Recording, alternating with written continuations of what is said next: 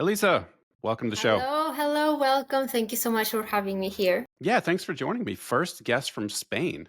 We've had some UK, we've had some Dubai, some international guests, but you're the first one from Spain, so Thank welcome. you, thank you. So, first of all, let's get started and talk about who you are and sort of generally Mhm. what you do. So my name is Elisabetta, although obviously you can call me Elisa. That's for short. That's the Spanish version. And I'm a narcissistic abuse recovery coach. This means that I deal and specialize with psychological abuse from narcissists. And that's what I basically do. I help survivors not only to escape from the narcissists themselves, but also to thrive from their life, to actually thrive, to survive, to live the life that they want, to recover from complex PTSD and trauma. Got it. And so let's set some groundwork. And by the way, this is a topic that's near and dear to my heart. As I wasn't a victim of narcissistic abuse, but severe child abuse, and so I'm really interested in the topic. But I think there's a lot of confusion around it. When the layperson hears narcissist, I'm not entirely sure that they completely understand what type of person we're talking about. So could you like shed some light into what you actually mean when you say narcissistic abuse and what a narcissistic abuser, what their traits Mhm. might be? Yeah, of course. So when we usually, this word is widely used in society, and I really want to touch this more in detail because usually when we talk about narcissists and when we say that a person is narcissistic, we usually mean a person that is, self-obsessed, arrogant, kind of going into that. But obviously this word is used a lot and we need to differentiate actually an arrogant person, which we have a lot in society, let's be honest, and actually a narcissistic person, that they have five or more of these traits that I'm going to list. So for example, they obviously have an excessive need for admiration, and what I specialize in with my clients can be parents or also relationships, romantic relationships. But narcissists also can be found in your friendship circle, can be your boss as well. So you have to be very careful. So, of course, excessive need for admiration, can be very jealous and envious of others. Also, they have this sense of entitlement that they are entitled to receive like this king or queen special attention, and their needs need to be always covered. Obviously, they're master manipulators. They can pretend to be victims, or they can get their needs in a more overt, in a more, confident way. There's many types of narcissists, by the way. More traits, I would say they have a fragile self-esteem. Even if they pretend to be so confident and to be like everything in their life is perfect, they have a very low self-esteem. They just have a mask. And yeah, pretty much attention seeking. They have a very hard time handling criticism. That's also another trait. So yeah, that's pretty much it for you to have an idea. And these traits need to be in a consistent basis. If you don't know the person and you just notice these traits, it's not the best idea to call them narcissistic because you just don't know. You need to be in a relationship or in any other sort of connection to notice the specific pattern. Got it. And to be clear, like this is a DSM Exactly. diagnosis, Yes. right? Like it actually needs to be diagnosed by a Mm-hmm. professional. Mm-hmm. Yes. Yes. Cool, cool.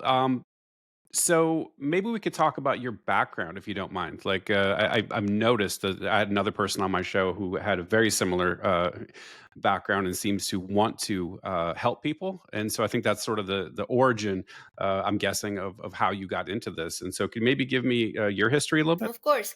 So I think it's really important to mention that when creating my business, my recovery coaching business, I grew up also with narcissistic abuse. My case were my parents. So I grew up in a very dysfunctional family. My experience was basically growing up as the scapegoat child. So basically, the person that they blame everything on. So yeah, that's pretty much it on my beginning on why I started this and my main reasons to help people, because I realized that I wasn't alone. I started actually to do research and I saw that there were many other people like me. So this was the main reason. Then obviously I started to get into courses and certifications. I had to know, um, to be able to help people. So it's not only about having a paper and just being like, hey, I'm a professional. It's actually getting the knowledge. Okay. So I'm certified in EMDR. It's a modality to help clients with complex PTSD. I also dealt with EFT tapping. It's another modality to heal. I also had a lot of courses and certifications on complex PTSD, obviously. So I have to know what is it about to actually study it. And I'm always studying. I'm still getting into more courses, into more modalities. I also know internal family systems. It's a very great way to heal the whole family dynamics, starting from the root and trauma. I'm also certified in Ericksonian hypnotherapy, hypnosis. Basically, it's yeah, very just great ways to help to heal trauma from the root. And aside from that, another topic that helped me a lot to build my business is I also studied economics in university. So that's for the financial part. Got it, got it. So, let's walk through some of these Mhm. modalities because 'cause I'm interested and I know a little bit about them, but I'd like to go a little deeper. Like, what is EMDR exactly? That's an eye Yeah. movement thing, right? Eye movement, desensitization and reprocessing, which basically means that we are dealing with complex memories that when you experience trauma, it happens very fast usually, and we don't process it. We don't like take time to actually um, process the whole memories, the whole ideas that we associate with these experiences, because we just focus, the brain focuses on survival, so we just forget. We bury these memories down there, especially when it happens as a child. So in childhood. So we usually do this.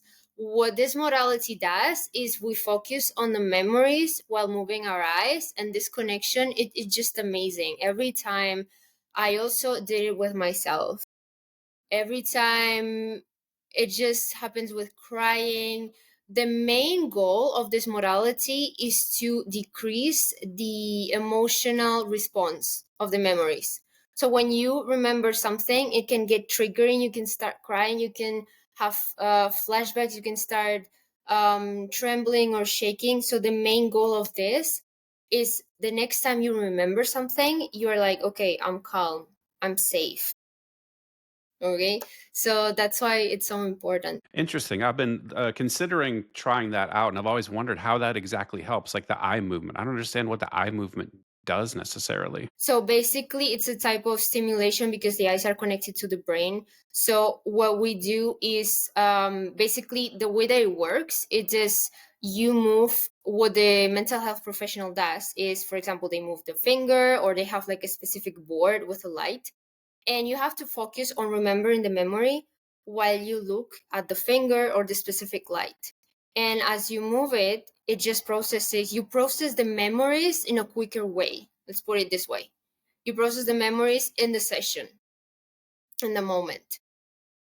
This Got is how it got works. it, got it. And to so I guess I don't understand exactly why it works, but, that's a good description of how it works. What about the EFT? Talk to me about the tapping and stuff. Like, I don't understand that. I understand even less about EFT than I do Mm. EMDR. So the EFT tapping, what it does, it's also to process memories. I also use it. But it's a more somatic way of healing, which basically means that we use our bodies. So it's basically tapping like this. Like, I don't know if you heard about this before, or if you saw. I have Okay, not. okay. So there's a lot of YouTube videos about this. So what we do is like we tap like this on specific parts that are also related to processing traumatic memories. So it's the same, and not only memories, it also helps with beliefs, with limiting beliefs. For example, we might think that we are unworthy. We might think that we are useless. So this method basically combines exposure therapy, cognitive therapy, and it just tapping while affirming things. And it's also used to manage emotions, for example, to reduce stress. So it's similar to EMDR, but I would say EMDR is more effective because it helps on the memories, on the complex PTSD. Although it needs to be used with a professional because it can also be triggering. EMDR can be triggering. Um, Mm. I found that with clients, so you need to be very careful on that. But EFT is like safer, I would say. It's a more softer way. And it's gentler. So you just say affirmations like this and you tap, and it's a more calmer way of saying it. So it's not so shocking. Got it, got it. So, how old were you when you started to realize that something wasn't right with your family? I think I was very young. I started with this, I was around 14 or so. And what were the first signs when you first started to look around and say, something's not right? Well, I think it was like the little things, because I grew up. I mean, I don't want to say that all families are like this, but I think growing up in an environment where, my mother is Russian, so she has this patterns, this Slavic post-Soviet behaviors that can turn pretty toxic. They're very like very strict, very authoritarian. Um, so I think that was pretty much what helped me to start to realize that something was wrong, because for example, with education, like there was a very strict education. I was expected to get the best grades. I was expected to do the best always. And this also adds the pressure in the fact that I'm the eldest sister, as well, the eldest daughter. So I had like this extra pressure. And then I think like the cherry on top, the thing that really made me crumble was when I fainted. I had an exam and I fainted in front of my high school. And then my parents kind of, especially my mother, obviously, they kind of looked at me like, you are useless now.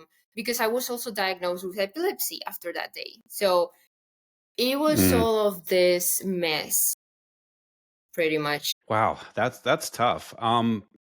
So you started at 14, sort of realizing things were wrong.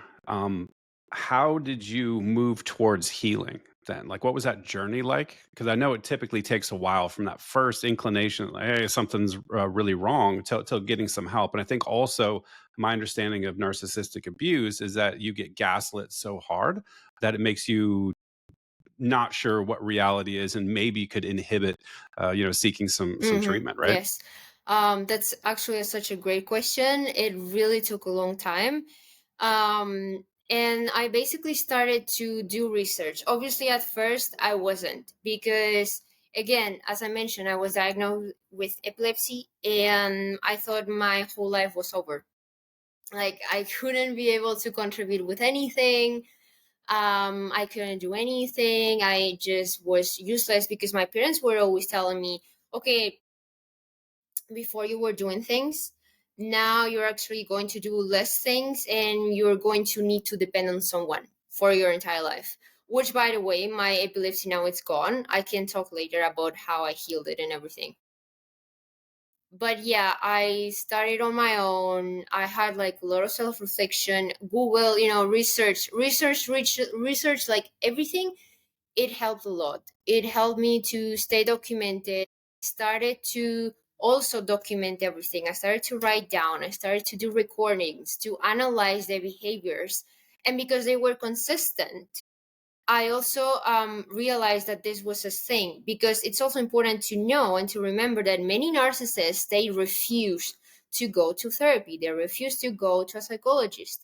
I also had my first psychologist um, after the epilepsy thing where I was basically begging. I was begging the doctors to receive therapy sessions because I just couldn't take it. So my parents ended up accepting it. And then after some sessions, the therapist wanted to actually do a psychoanalysis on my parents as well. And they stopped because my mother just couldn't take the test. She didn't want to. So then I started to realize, Mm. why wouldn't she just submit the test? There was something off there. Research, again, a lot of research. Yeah, and then I started to get certified in all the courses and all that. I was pretty much isolated, because my parents were also very critical on the friendships that I had. But I had some friends online that helped me a lot. A couple of friends in real life as well. But I think the research and staying informed was everything that mostly helped, and also subliminal audios and affirmations, because this is to counterattack the brainwashing. The subliminal audios, for those, I don't know if you know, I don't know if whoever is listening knows, but they're basically audios with affirmations, with positive affirmations, tackling different topics. For example, confidence or self love. And you don't hear, your conscious mind doesn't hear these affirmations, but your subconscious mind does hear them. So they work because they reprogram yourself. The same way that your parents or other toxic people brainwash you, the same way you can brainwash yourself in a positive way. So that's what I started doing. That's what also helped. Got it. And so was the isolation, do you think that is something that it was just something specific to your parents, or do you think there was a consequence of the I think NPD? it's actually both. My parents, to start with, were very picky with the people that I had in my friendship circles. But then adding it with the abuse, that I feel like I couldn't talk with anyone because they just wouldn't understand.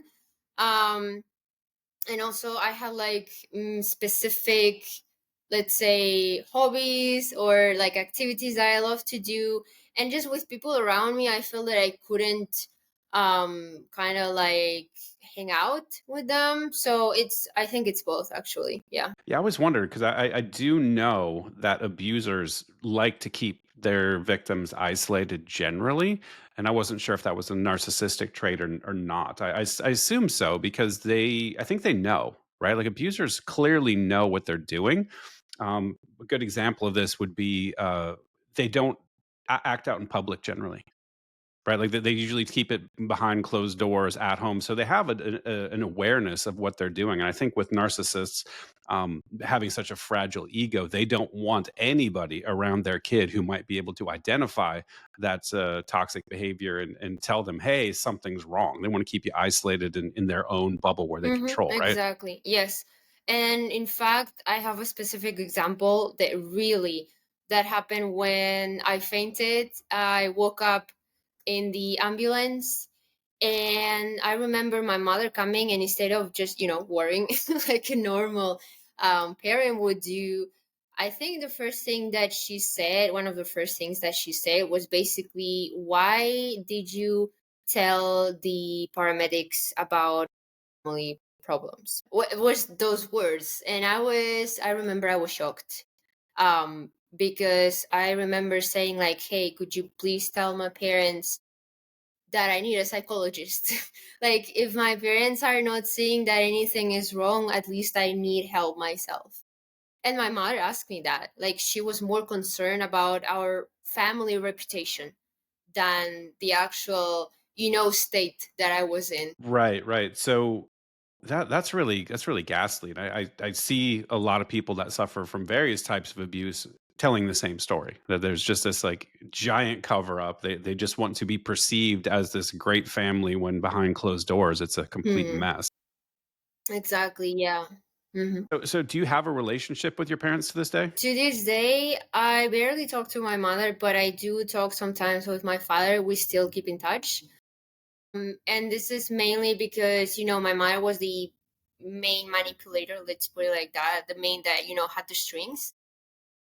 My father many times could adopt many narcissistic traits, but I don't really feel that he's a narcissist himself.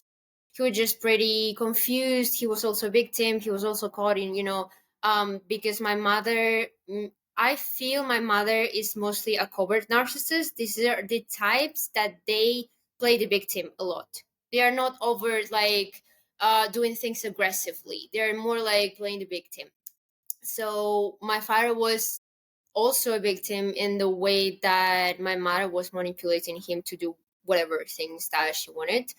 Without my mother's influence, my father was okay. So I do keep in touch sometimes. Got it. Got it. Yeah, it's a real controversial topic of going no contact, and I've seen some of your content online, and you do sort of advise people on how to get away from narcissists. I'm assuming that's more in a romantic context. Is that right? Yeah, I mean, it can be a romantic context, but I focus on both because I know many people, many of my clients also had narcissistic parents, and then they have narcissistic relationships because it's the same dynamic. Okay, okay, it stopped. So I know it's the same dynamics. So that's Yeah, it's why, frozen a little bit.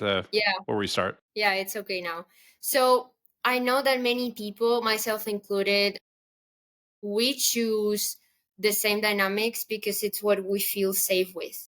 So I focus on both. For example, I have a guide on teaching you how to, it's a PDF on how to escape from narcissistic people, just how to escape. Like it's basically everything you have to bring with, everything that you have to do the before day, the day in, the days afterwards. And it doesn't matter. It's for romantic relationships and parents as well. Got it. So, do you have like a philosophy around going no contact with parents? It seems like it's a very controversial topic, and so I want to know if you just have if you just sort of like leave it to the individual, or if there's any advice you would have differently for parents versus romantic relationships, or is it the same advice for both? Hmm.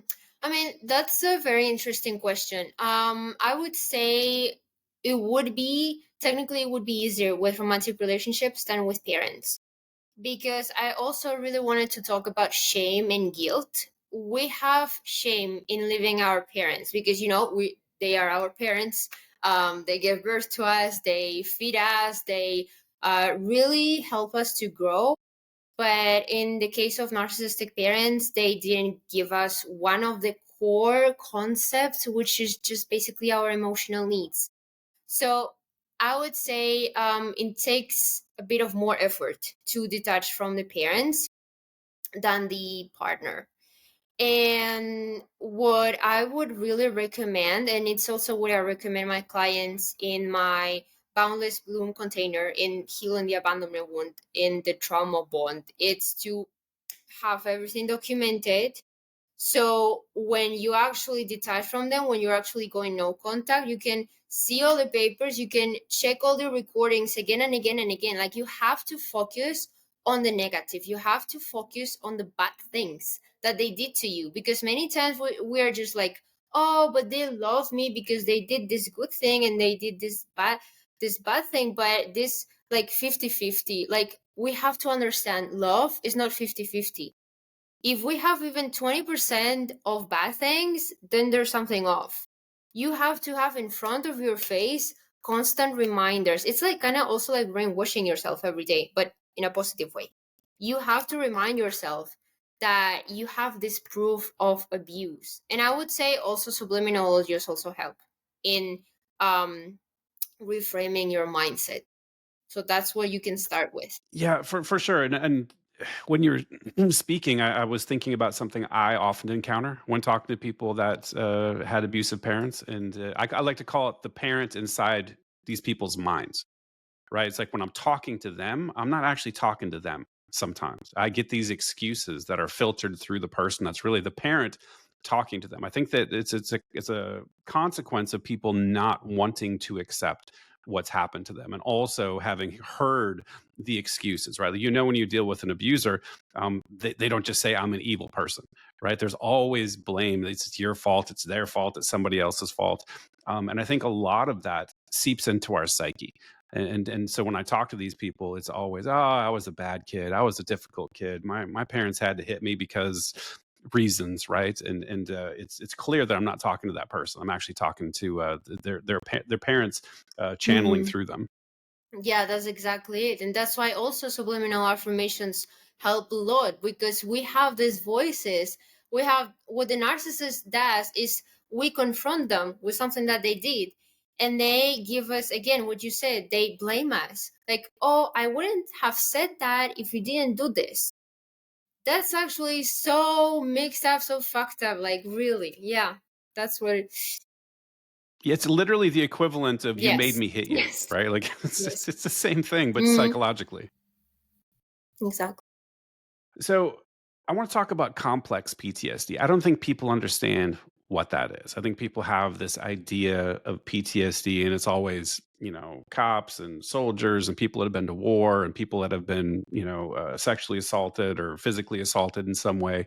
Um, CPTSD, I think, is a little trickier, and I think it's a little less understood. Could you shed Mm-hmm. some light on that? Of course. So, to start with a simple definition for people to actually differentiate it, PTSD, I would say just one time event. So, obviously, you have examples, very simple examples with war, with an accident, people escaping from different situations that are just one time things. Like you escape from it, you are fine. I mean, obviously, you're not fine, but it's just a one time thing. Complex PTSD involves a chronic thing that happens every single day, that happens for years, for months, and obviously, it involves interpersonal relationships, romantic relationships, parents, can be even friends or work, for example. So, that's the simplest way to understand it. Then obviously we have more symptoms that they interlap sometimes, but some symptoms also have differences. In complex PTSD, usually it involves issues in self-perception, like the way that we see ourselves, because obviously it's part of psychological abuse. Got it, got it. And how would somebody know perhaps whether they've got CPTSD? Well, with CPTSD, complex PTSD, I would say, um, for example, one common symptom that both share in PTSD and complex PTSD would be flashbacks, which are the memories that are still being processed.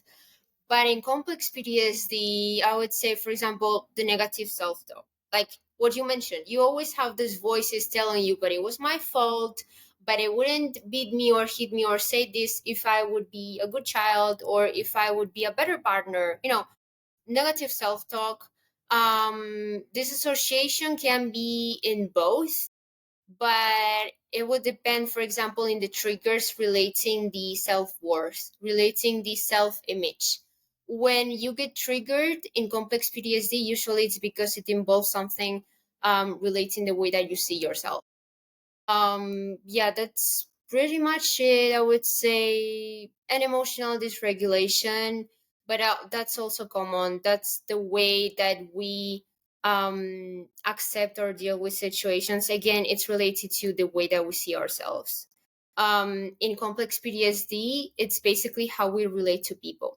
That's why we can have extreme attachment to people, or we can also isolate and be hyper independent.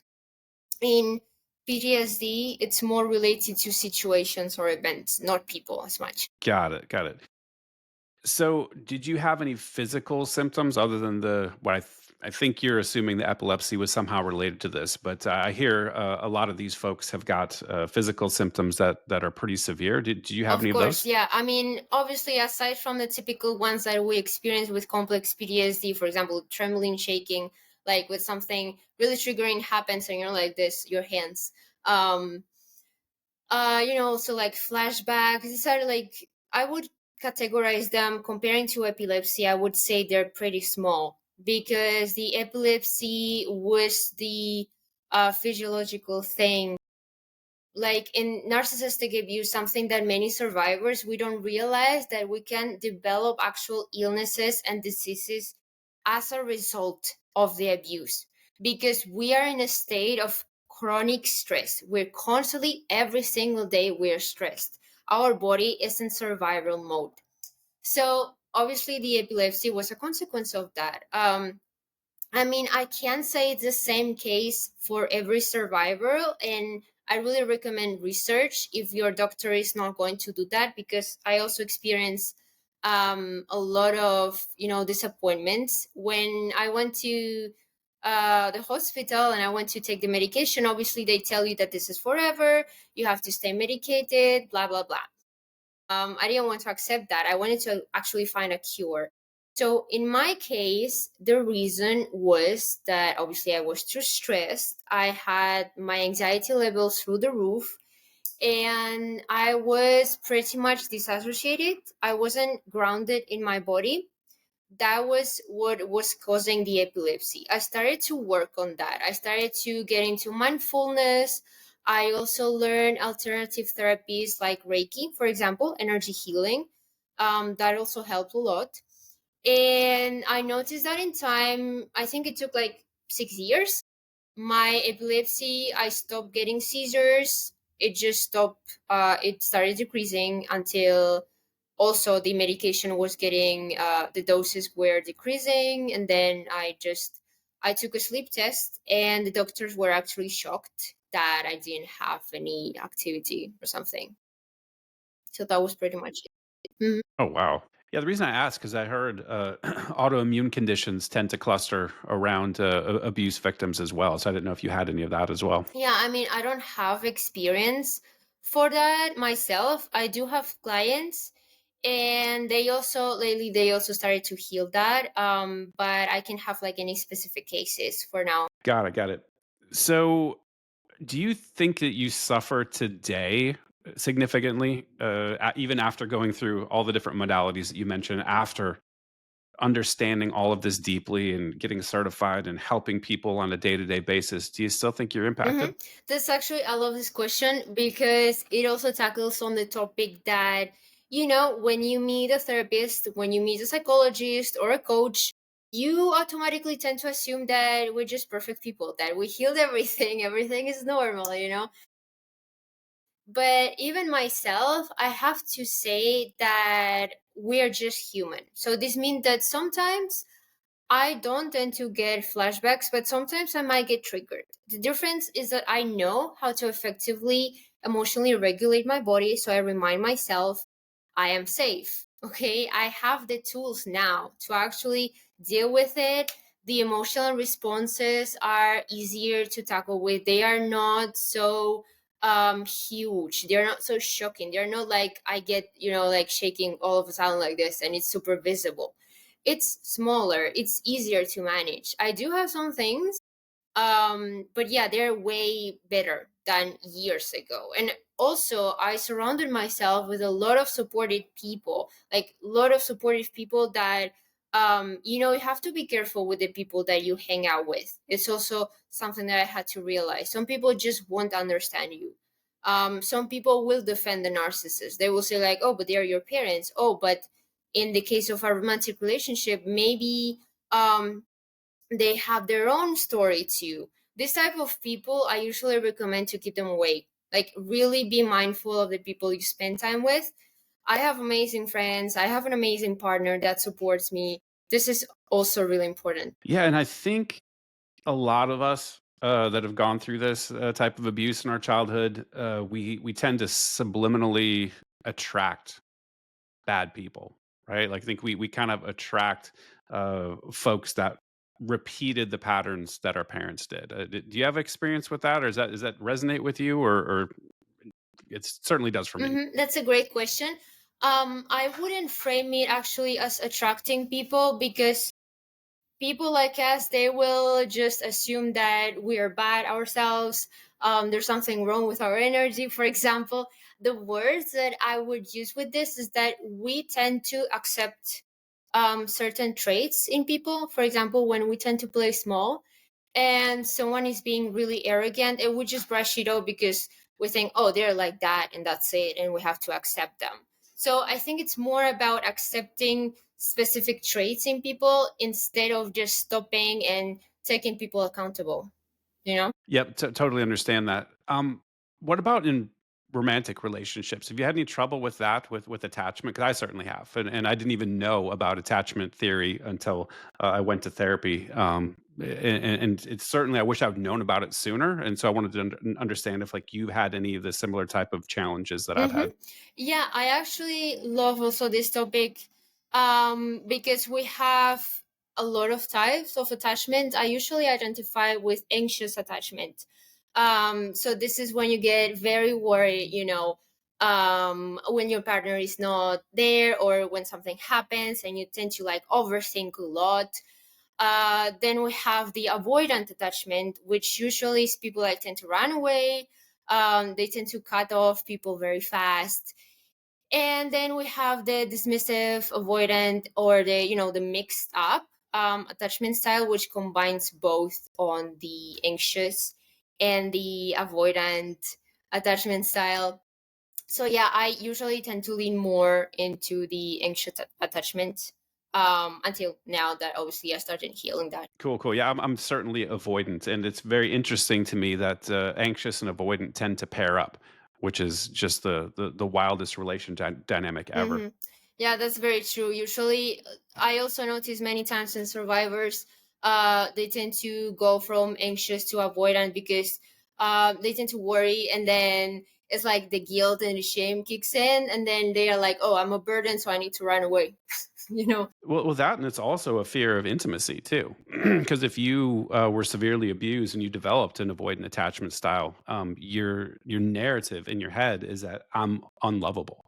Like if somebody knew the real me, if I actually dropped all the masks and all the bullshit and was just honest with somebody, they would never accept me, they would never love me, and so you got to keep them a little bit at arm's length. Yeah, that's actually very true. I think it's also the fear of, because when you are born or when you grow up or when you live with a narcissist, there's always this criticism that they really go into every single thing of your existence. You basically end up hating your entire existence because they criticize every single thing about you. It's not about your appearance. They also criticize your character, your personality. So when you finally meet someone who really accepts you like fully, it's very hard for you, for your brain, for your traumatized brain to understand how is this possible, right? Yep, yep. You don't believe it because that's the narrative that's just burned into your head. You hear those words over and over and over again, and somehow it just seeps, like I said, subliminally. It gets into your psyche, and you start to believe that about yourself, and then you start acting that out in the world, and just reinforces Yeah, it. exactly. Yeah, so true. Oh man, so let's say somebody out there is listening to this, and they've the light bulb's gone off, and they said, "Oh, geez, I'm actually my parents are narcissists, or I'm in a relationship with a narcissist." And they're like, "Boy, I probably should get should get out of this." What steps would you recommend they take they've decided this is the situation and I really want to get out? Well, the first thing I would say is obviously do what I did when I was a teenager. So you have to really start documenting everything. You have to really write everything down, what happens, because it's very difficult, it's very hard for you to counterattack, whenever you're living with them or you escaped already, you have all of these beliefs, you have all of these words that are getting either in the people that are around you or in your brain. So you need to first have the papers, you need to have audios, you need to have videos to reaffirm to yourself that this is reality. You're not crazy, because many times we think we're crazy, like, oh, maybe I'm just imagining it, maybe these people are normal, maybe I'm the one overreacting. So first start documenting everything. Obviously also do a lot of research. Knowledge is power, as they say. And then also get into communities, because I grew up pretty much isolated. Obviously I also had online friends, but I wished I had real life people that really understood what I was going through. So really get the communities. Even if you cannot in real life, you can get online, it helps a lot. And in the last case scenario, if you're truly ready, like, get a therapist or a coach. And this is important, the therapist or coach needs to be trauma informed and needs to be narcissistic abuse informed, because there's many clients I had that had therapists are also traumatized by the therapists themselves, because the therapist tried, gaslighting them and saying that, oh, but there's two versions of the story, there's nothing happening. Mhm. So the therapist need to be knowledgeable about this too. Very important. Got it, got it. And so, walk me through some of the tactics that the narcissist might employ when the victim says, "I've had enough and I want out." Like, what? Talk to me because I've seen you post about this. I really think it's important information to get out there. What should somebody expect to see from this type of person? Well, obviously the narcissist would try to pull you again to themselves. One of the very common ones is obviously playing the victim. They will pretend that they are suffering without you. They will say, like, if it's a, I mean, it can be in both cases. They can say some things like, "Oh, I miss you. Oh, it's lonely without you. Oh, like, I'm very sorry." They will try to apologize too, of course. They will try to do this smear campaign, with obviously it involves people, and they will try to make people talk to you. They will try to make people to um, try to, like, tell you, "Oh, just come back to them," and using guilt and shame. It's a very common tactic that they use. Yeah. Mm. Oh man, that sounds like quite a mess to get out of. And is there any hope for narcissists? I know that with personality disorders, some of them, particularly borderline personality, there's some that are very treatment resistant. Some some therapists say that it's almost impossible to treat. Is NPD in that same category, or is it I treatable? would say so, yes, in the majority of cases. I tell this to my clients as well. Many of them are convinced, like, oh, maybe if they go to therapy, they will eventually heal. It's not the case. I always tell them just straight away, just forget about them, move on, give up. I know some narcissists from YouTube, and I actually watch their videos. One of them also on TikTok, one of them is Nameless Narcissist, I think, if I remember well. He wears glasses, black glasses, and they actually go to therapy. They document their journey. They are actually generally trying. All right, and also because they have families and they teach other people. But this is just a very particular case. In the majority of cases, I don't recommend you focusing on the narcissist healing, because it takes accountability, and this is what they lack. They don't want to say, "Hey, this is my fault. People are actually suffering because of me." So I would really recommend, I would just tell you, focus on yourself. Focus on healing yourself. That's it. Got it. Got it. So this is a favorite topic of mine. What do you think about some of the emerging modalities with respect to psychedelics? So we're talking like psilocybin, we're talking MDMA for PTSD. Do you have any opinions on any of those? I mean, personally speaking, I was never a fan of those. I do know that you have to be very careful when using them, especially in the spiritual community, which I'm also active. I saw many so-called shamans and, psychics and healers just using those freely with people. And when they get, as a consequence, it's just many people having spiritual psychosis, like anxiety, more triggers, especially if you have complex PTSD. It can really rise, like, your emotional response to triggers. It can get it worse. So again, I don't have experience myself, but if you're going to try them or if you're going to use them, always be careful and always make sure that you have someone who actually knows what they're doing. Yeah, and I would advise everyone similarly, right? Like I think that there is an emergent field with psychologist assisted MDMA therapy, psychologist assisted psilocybin therapies. There's a bunch of research that's going on in the United States and in UK, like Imperial College of London. There's a lot of really high level research going on.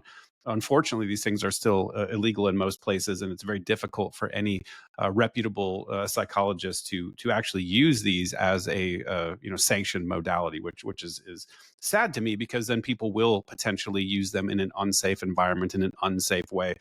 Maybe with some unscrupulous people that could potentially take advantage of you, or any number of negative outcomes. So I sort of remain hopeful. It feels like the data that's come in indicates that they could be incredibly helpful in certain circumstances.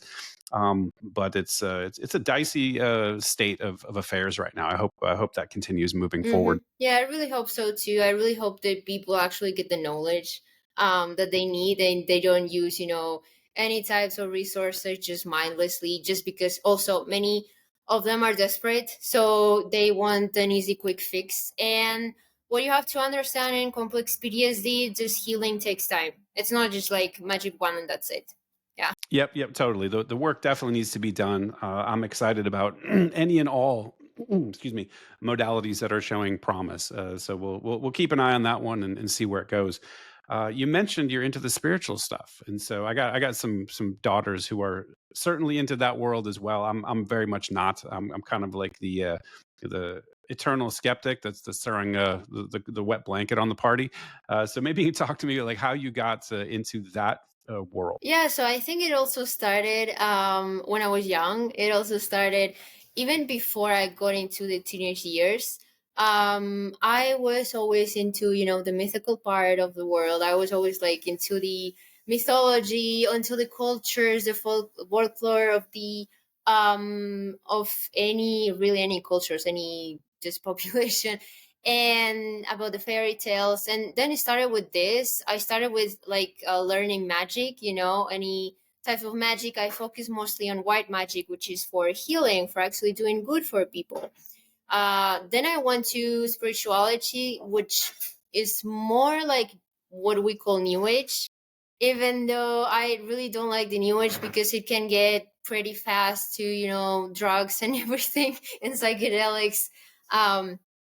So yeah, I got into that when I was a teenager, and I think it was one of the main core reasons I had trouble socializing with people in real life, because it wasn't something that really was in their interest. So obviously, I then continued with it with learning energy healing modalities. I started with Reiki, as I mentioned before. Really helped me with a lot, not only epilepsy. It just helps with anxiety, for example, as well. I also offer it to clients. It helps a lot in everything. I also resonate with, the psychic mediumship world, which is all about, spirits and what people don't really want to talk about. I had a lot of paranormal experiences and then like seeing and feeling stuff. Yeah, people don't really want to talk about this. So I had to be like really. I love talking about it. I'm endlessly fascinated by it, and I don't mean to be like a Mhm. jerk about like being a hyper skeptic. Honestly, since my psychedelic experiences, my openness has increased tremendously. Right, so I'm open to possibilities, but I'm still kind of rigorous about beating back bullshit because I think there is a lot of bullshit out there. But it feels to me after the experiences I've had that profoundly I'm aware there's something out there, there's something spiritual out there that I connected with something. I don't know what it is, still trying to sort that out. But with the magic stuff, and particularly if you're high in openness, and I can tell you are, right? Openness is a psychological Yeah. dimension, meaning very creative, and like my girls are the Mhm. same way. There's that aspect. I think it fascinates people because it's the imagery. You go into like the fairies and the cosplay, and like there's all these Yeah, yeah, different dimensions to explore, and it's super fun. It's cool. It's neat. You have the mythology, all the Norse gods, and all this stuff. Like, cool. That's a really fun hobby, right? And people like that tend to love like Lord of the Rings, and they love all this stuff, yeah, and that's great.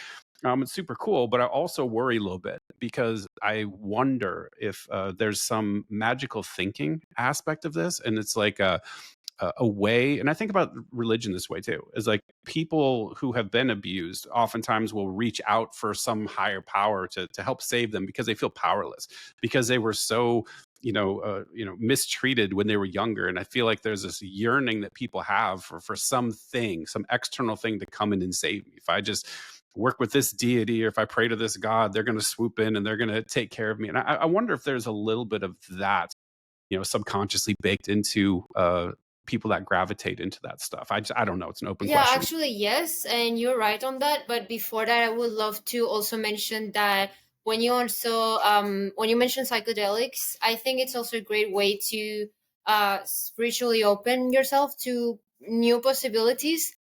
The negative part is that people use it, and what it does, it just opens your senses way too fast. Like for this world, Mm. I started when I was a teenager. Obviously I had my issues and all that, but it was more like a gradual experience, so I was gradually slowly adapting to it. It wasn't so quick as it happens with psychedelics. Like when you take them and people start to see ghosts and spirits, and they start to like their whole third eye is open and all that, and then they freaked out and they have spiritual psychosis, they get anxiety, they have panic attacks because it's way. I will echo that to anybody who's considering this because the first time I tried it, it wasn't that much even. It was like 3.5 grams of mushrooms, and it blew the top of my head off. It was too much, too fast. It was completely overwhelming. It was a powerful experience, and it wasn't a negative experience for me, but I have had negative experiences, and I can state unequivocally that they can be very traumatizing for people. So proceed with caution. I can still hear you. Okay, it says you're not being recorded anymore now. That's lovely. It says you should exit and come back. So could you, yeah, try that. I'll just edit this out. All right, here we go. We're recording again. I will have to edit all this stuff out. Anyway, I forgot where we were at before we had the technical difficulties, but I think we were pretty much getting towards the end. So why don't you just tell everyone where they can find you online? Yeah, so I remember we were talking about the spirituality and religious stuff, and where people usually seek for help and they end up again giving away their power to. Before it was with the narcissist, then it's with the religious figure, with Mm, the religious entity, or in the spiritual practices, any other entities as well. So what I ended up reminding survivors is to always seek for modalities or for practices, exercises, whatever that helps you to remind yourself of how powerful you are and how loving, how you always had love in yourself, basically. So that's the summary of where we left it on. And perfect. yeah, yeah, and people can find me actually in many places online. I have an Instagram which is my same name, is elisabetta.sk. Also I have a YouTube channel which is the same, it's Coach Elisabetta SK. I also have, I mean, have many platforms. I have my same website, which you can find it easily if you just type my name on Google. Yeah, that's pretty much it. What I can Perfect. share. I'll link them up in the show notes so everybody has access to your content. Awesome content. I've really enjoyed following you. And thanks so much for the conversation. This has been really enjoyable. Thank you so much. I'm so glad, okay, to have this chat as well. Thank you so much for inviting me as well. Mhm. Thank you. Bye bye. Okay, bye.